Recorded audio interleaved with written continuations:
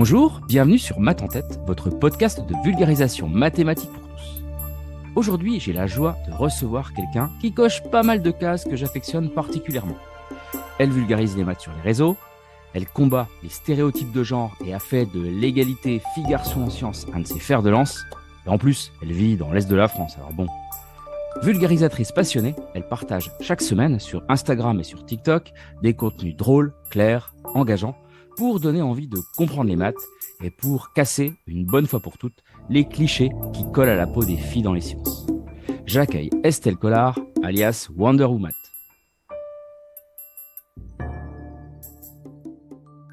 Salut Estelle. Salut.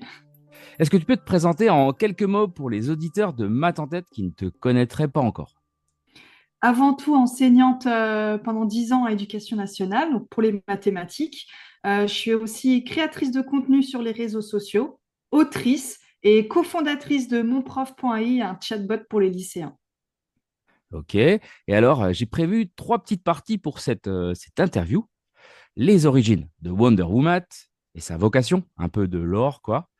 Ensuite, tes super pouvoirs et tes combats. Et pour finir, ta vision de l'avenir. Est-ce que ça te va? Ça me va très bien. Bon, bah Allons-y. allez, c'est parti.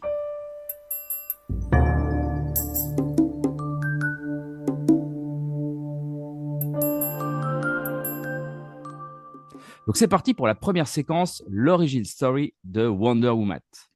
Estelle, est-ce que les maths, c'est un peu ton lasso de vérité? Les maths, ça n'a pas toujours été mon lasso de vérité, justement. Moi, j'ai commencé plutôt avec la fibre artistique. J'étais à fond dans le dessin quand j'étais petite.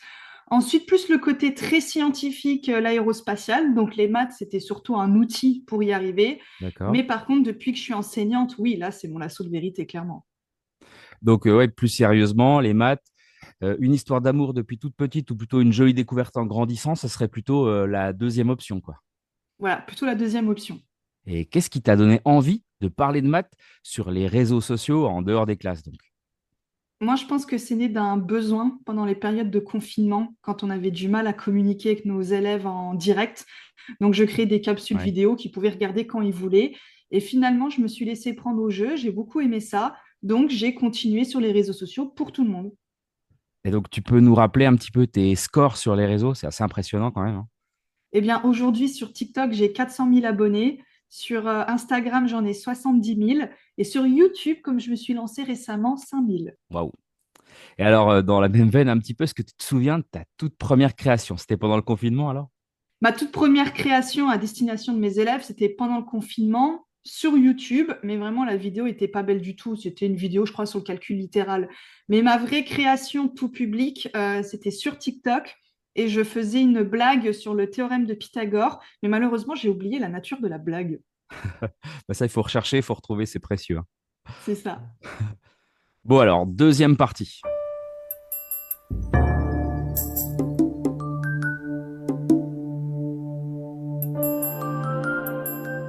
Alors, les super pouvoirs, les combats. Ok, vulgariser, faire aimer les maths et casser les stéréotypes de genre, ça, a priori, c'est ton credo.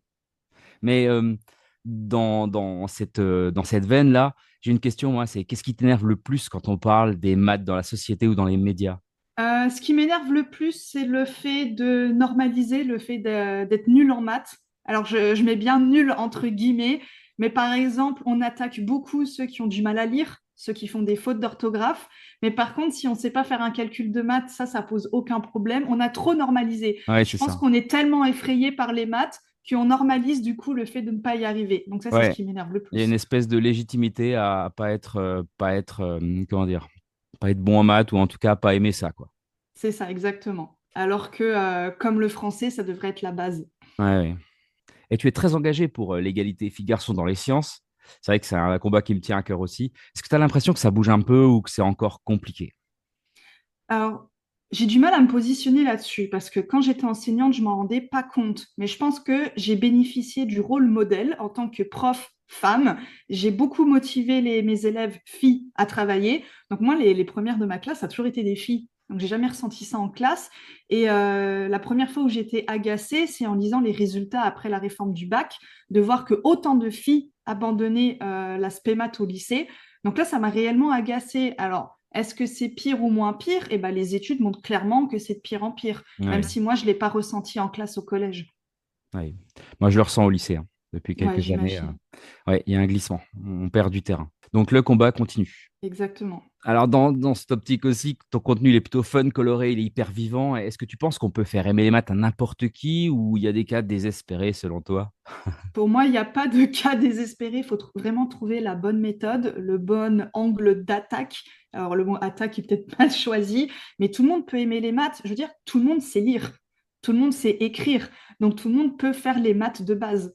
Ouais, on est d'accord là-dessus, hein. Et puis, est-ce que tu as déjà eu des retours qui t'ont touché, quoi? Genre une ado qui t'a dit, bah voilà, grâce à toi, je me sens capable de faire ça, ou c'est chouette, ou une famille, ou est-ce que tu as des anecdotes un petit peu positives comme ça? Bah, des anecdotes positives, c'est par exemple des jeunes filles qui étaient très très bonnes en maths, qui savaient pas trop quoi faire plus tard et qui avaient peur de se lancer dans une carrière Ouais, scientifique et que je retrouve quelques années après et qui font des écoles d'ingénieurs. Il y en a une qui pilote même des avions maintenant, c'est ouais, c'est incroyable. chouette. Ouais. Ouais, il faut des modèles de visibilité, de réussite féminine, hein. C'est Il faut des évident, ils sont modèles là, mais il de, faut les montrer, quoi. c'est ça, il faut des modèles de réussite, mais il faut pas des modèles de réussite exceptionnels non On est plus. Il faut d'accord. savoir doser. On est d'accord. Quand je parle de réussite, je parle vraiment de s'épanouir Exactement. avec les mathématiques, à notre niveau de mathématiques, parce que justement, l'idée, c'est pas d'en faire quelque chose d'élitiste. Je pense que c'est une erreur qui a été faite ou qui s'est faite d'elle-même, hein. Oui, tout à fait. Bon, alors maintenant, on va parler un peu vision et avenir.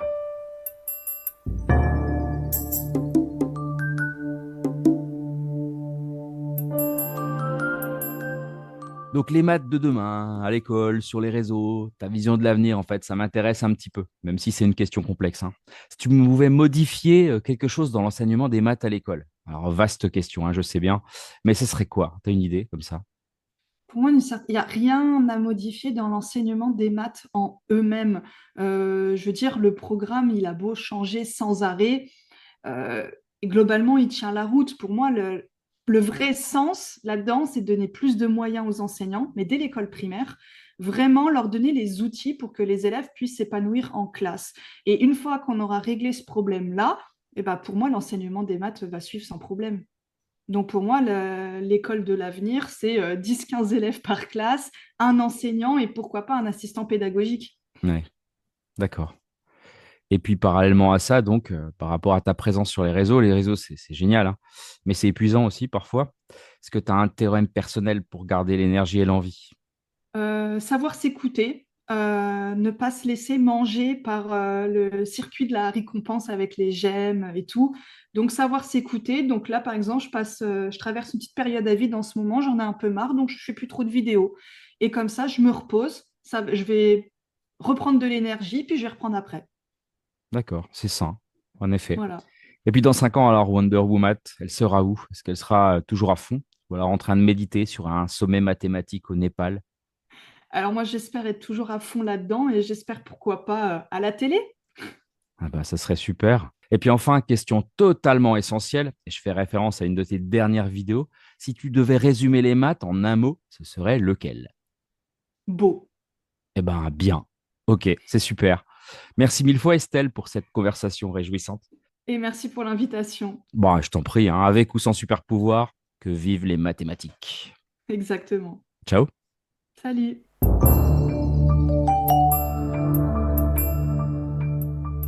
Encore merci à Estelle Collard, alias Wonder Woman, pour ce moment éclairant et inspirant.